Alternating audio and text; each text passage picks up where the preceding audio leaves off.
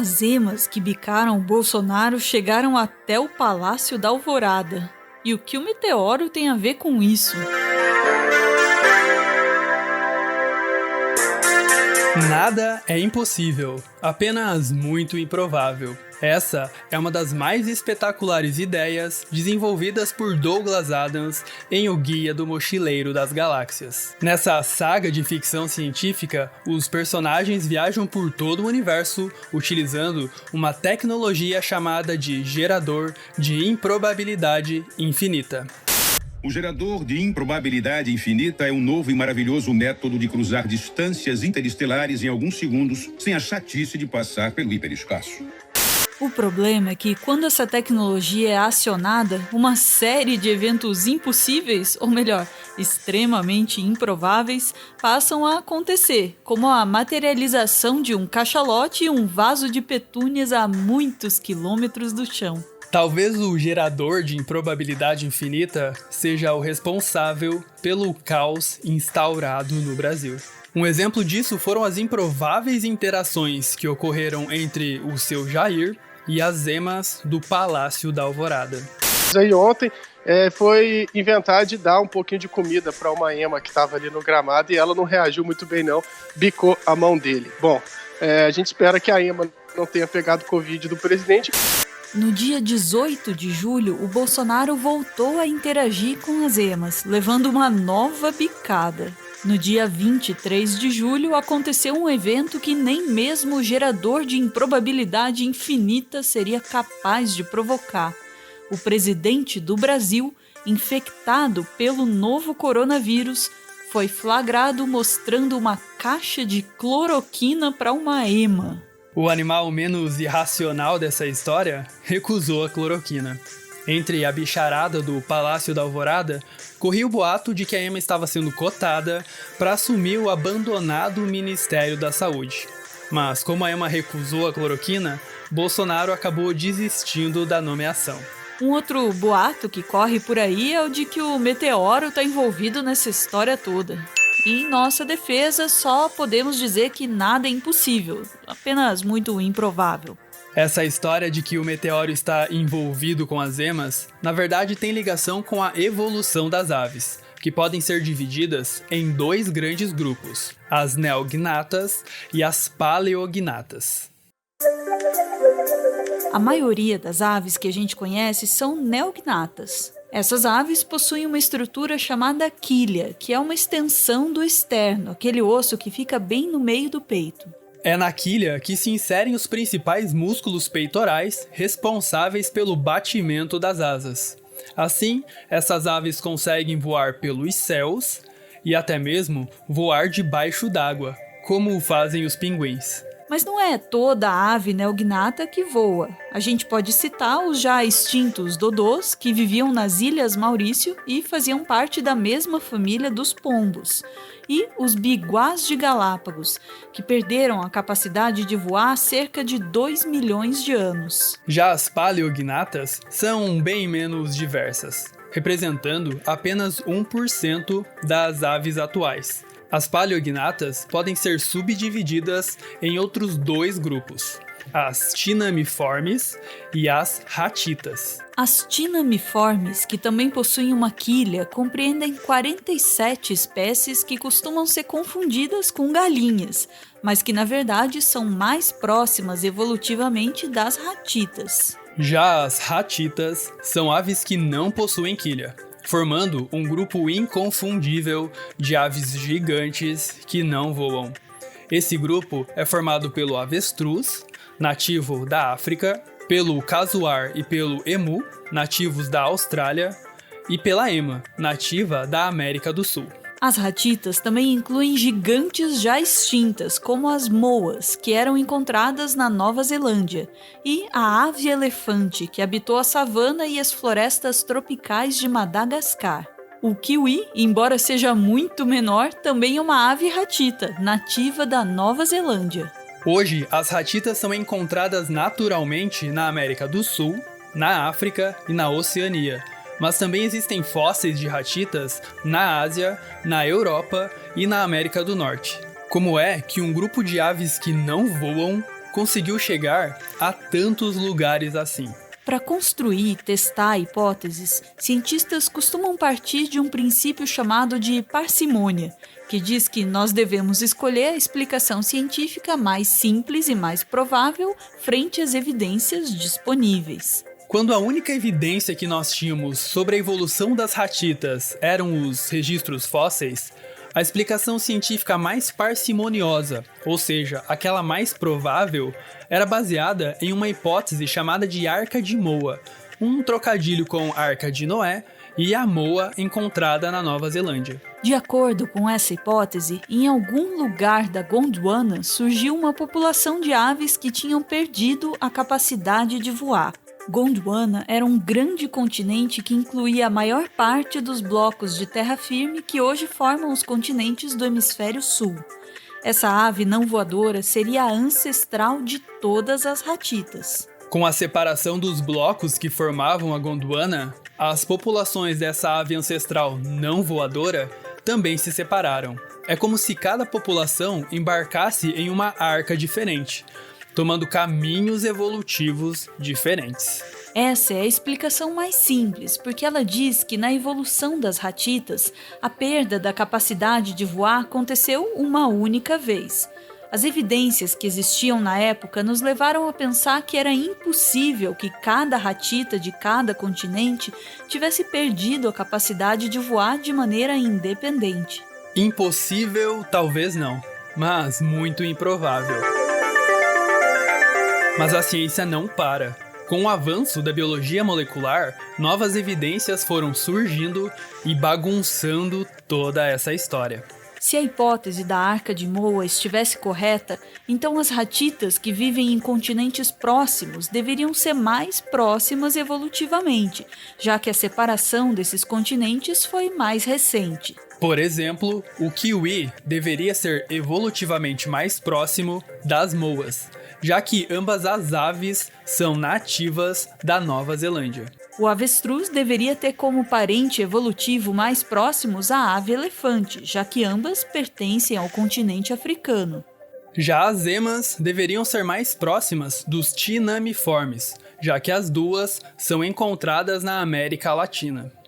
Ou seja, isso é o que deveria acontecer se a hipótese da Arca de Moa estivesse correta. Mas foi isso que os cientistas encontraram quando analisaram o DNA desses bichos. O neozelandês kiwi, que deveria ser mais próximo das também neozelandesas moas, na verdade, é mais próximo da ave elefante de Madagascar. Já as moas são mais próximas dos tinamiformes encontrados aqui na América Latina. Essas análises genéticas também mostraram que a data em que essas aves começaram a seguir caminhos evolutivos diferentes não bate com a data de separação dos continentes da Gondwana. Por exemplo, o neozelandês kiwi e a africana ave-elefante começaram a tomar caminhos evolutivos diferentes há cerca de 50 milhões de anos, muito tempo depois da Nova Zelândia ter perdido a ligação terrestre com Madagascar. Com essas novas evidências, só tem um jeito dessa história fazer sentido. Agora, a hipótese mais provável é que o ancestral das ratitas surgiu na América do Norte, há cerca de 110 milhões de anos. E ao contrário do que se pensava, essa ancestral sabia sim voar. E foi voando que essa ave chegou na América do Sul, África, Nova Zelândia e Madagascar. A capacidade de voar foi perdida em cada um desses novos lugares.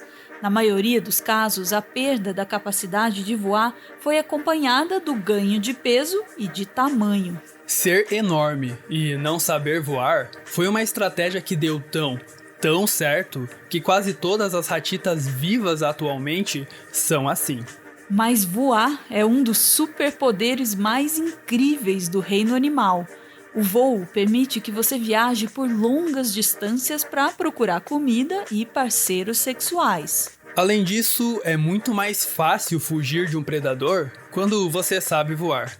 Que graça tem ser uma ave e não saber voar? E é aí que entra o meteoro. Nesse caso, não a gente, mas o meteoro que caiu aqui no nosso planeta há cerca de 65 milhões de anos. A gente usa e abusa da licença poética da divulgação científica para falar meteoro, mas a verdade é que foi um grande asteroide que tinha mais de 10 quilômetros de diâmetro. Esse enorme asteroide desencadeou uma série de eventos geológicos e biológicos que levaram à extinção de pterossauros, plesiosauros e dinossauros. Mas nem todos os dinossauros foram extintos. Os dinossauros não avianos não resistiram ao mundo pós-asteroide, mas os dinossauros avianos estão com a gente aí até hoje. As aves não são apenas parentes próximas dos dinossauros. As aves são dinossauros. Antes do asteroide cair, o ambiente terrestre era dominado pelos dinossauros não avianos. Com a extinção desses bichos, muitos ecossistemas terrestres ficaram com espaços vazios. A natureza do nosso planeta não suporta o vácuo. Quando uma espécie some, o espaço ecológico deixado por ela logo é preenchido por alguma outra espécie. Nesse caso, parte do espaço na natureza deixado por grandes dinossauros herbívoros e onívoros foi preenchido pelas ratitas.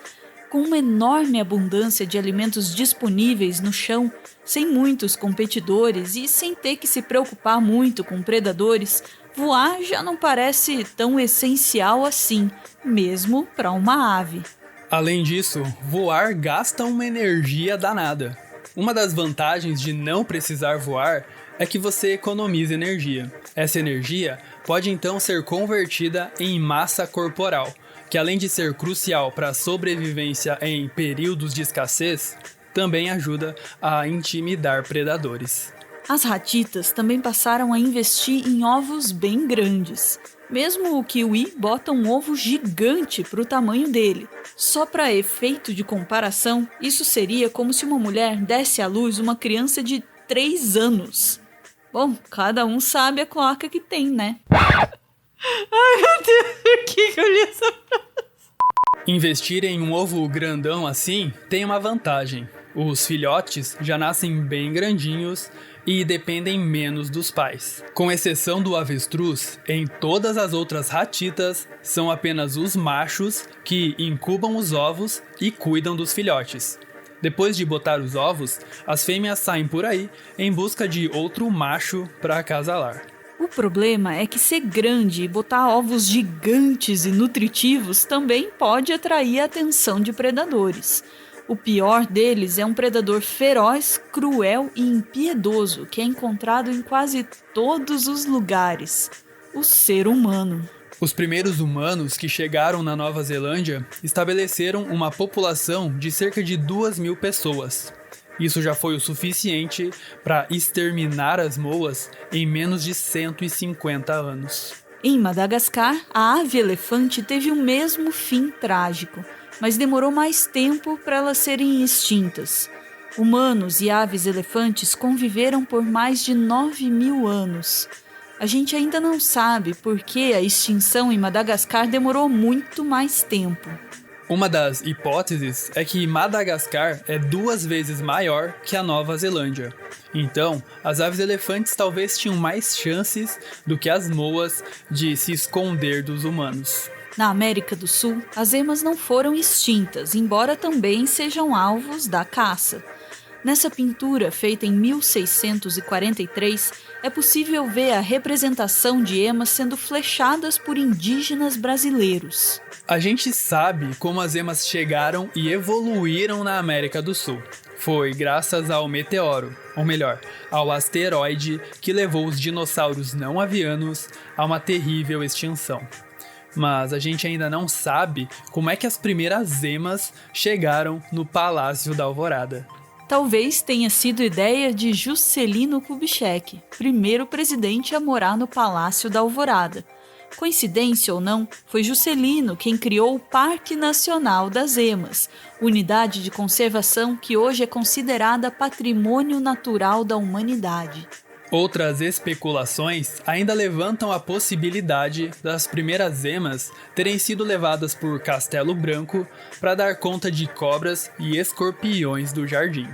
O que a gente sabe mesmo é que não dá para acusar as emas de serem desse ou daquele partido político. Tudo bem que as emas já foram acusadas de perseguir os dálmatas do militar Ernesto Geisel, mas elas também já atacaram os cães da ex-presidente Dilma e do filho do Michel Temer. A história evolutiva das emas é quase tão inacreditável quanto a história de um presidente com Covid oferecendo cloroquina para uma ave. Ambas as histórias confirmam a ideia de Douglas Adams. Nada é impossível, apenas muito improvável.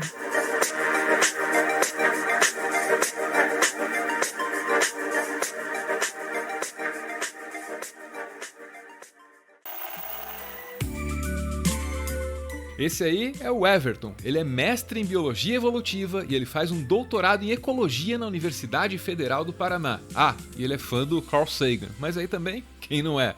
O Everton é o responsável pela pesquisa e pelo roteiro do Meteoro.exp, o nosso quadro de biologia que você acabou de ver. E o Everton também tá lá no Twitter com mais conteúdo sobre biologia, geralmente agregado na hashtag BiothreadBR, que tá aparecendo aí na tela. Eu ouvi dizer que o Everton fica feliz compartilhando um pouco do que ele conhece com vocês. Então, vocês podem colar lá no Twitter, se vocês quiserem.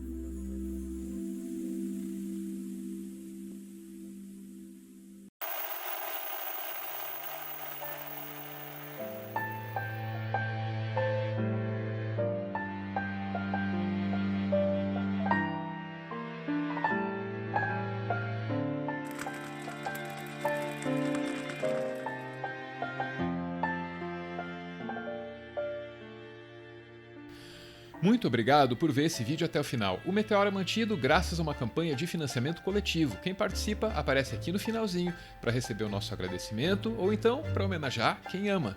É o caso do Jonathan, que manda uma homenagem para Rosa, diz ele, minha esposa, amiga, companheira, a flor mais amada do meu jardim. Beijo, gente. Valeu!